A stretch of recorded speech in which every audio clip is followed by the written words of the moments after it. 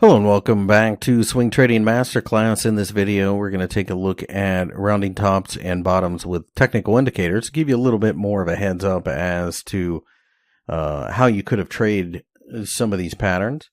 The dollar, Canadian dollar, as you can see, they're rounding bottom down there. Let's go ahead and put our MACD on. MACDs tend to be pretty good about catching these. You can see that the moving average is crossed right in the middle of it. So for some people, that might have been the signal in and of itself. And clearly, once we got up here, we crossed the zero line and the histogram was positive and we just kind of took off. So that obvious potential signal, horizontal lines right about here at 110. It's a big round figure. That also was a reason to get long of this market. Bitcoin rounding top. Now, again, you have to keep in mind that by the very nature of these patterns, there's going to be a horizontal support and resistance line break.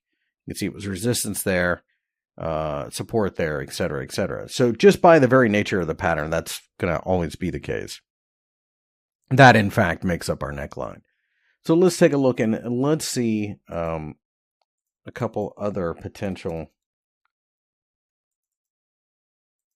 indicators. This is the daily chart. So I'm going to go ahead and use 50 for the long, and I'm going to use 20 for the shorter, although you can use 9 and 20.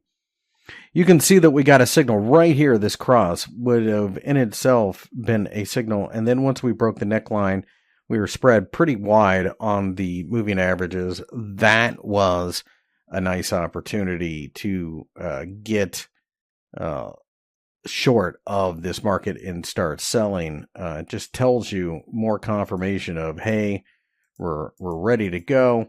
It's time to start selling.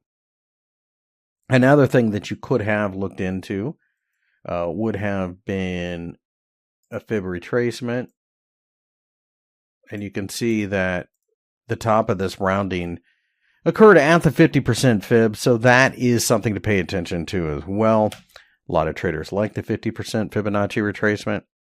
And furthermore, it was right here at previous resistance. Letter X.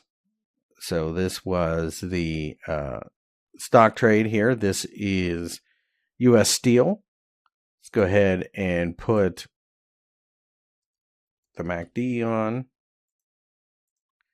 And right here, we crossed right at the bottom.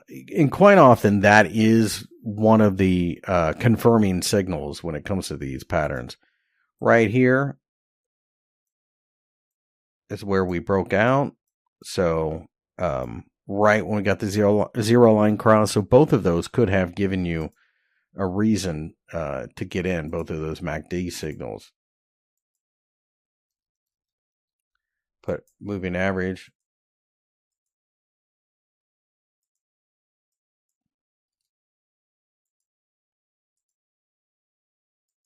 And here with the 2050, you can see that we got a cross right afterwards, after the initial push higher, I should say.